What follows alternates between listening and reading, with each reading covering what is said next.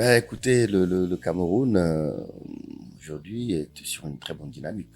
Parce que déjà, la façon dont ils ont arraché leur qualification, c'est voilà, c'est un parcours de champion.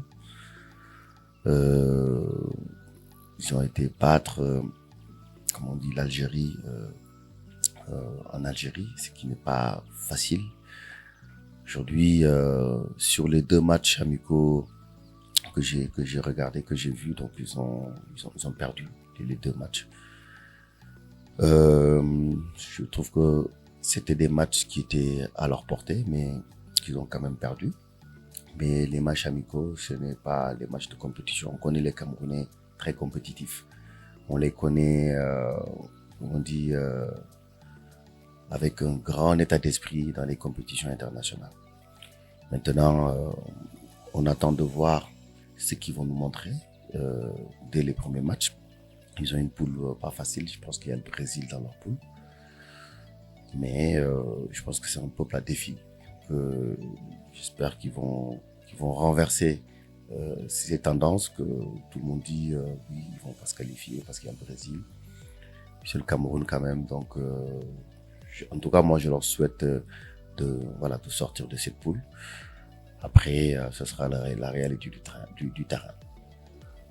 Le Maroc aussi, on n'a pas vu un grand Maroc, même sur les, comment on dit, même sur leurs derniers matchs contre le Congo. On a vu un Maroc assez timide, mais assez aussi tranchant parce qu'ils ont quand même ils ont été chercher la qualification au Congo aussi. Donc c'est une équipe qui aujourd'hui a changé d'entraîneur.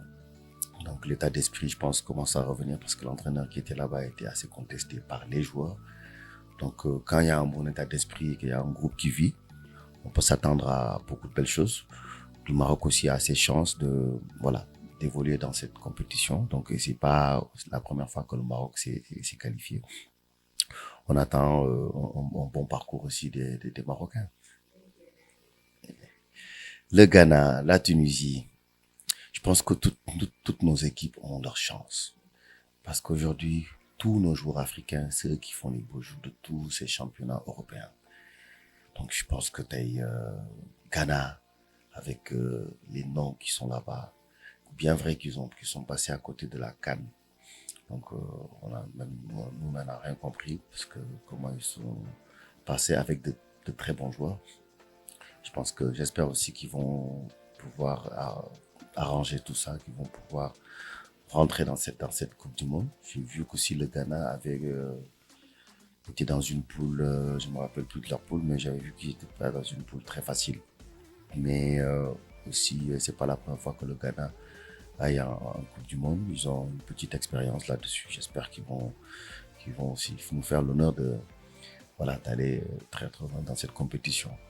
La Tunisie, pareil, hein, donc ils sont qualifiés contre le Mali, donc pas avec une grande équipe de la Tunisie qu'on connaissait, mais ils ont utilisé les ingrédients possibles pour se qualifier. Ils ont aussi leur mot à dire, mais moi je dirais plutôt que c'est le Sénégal qui est aujourd'hui favori parmi ces 5 équipes-là à aller beaucoup plus loin dans cette compétition.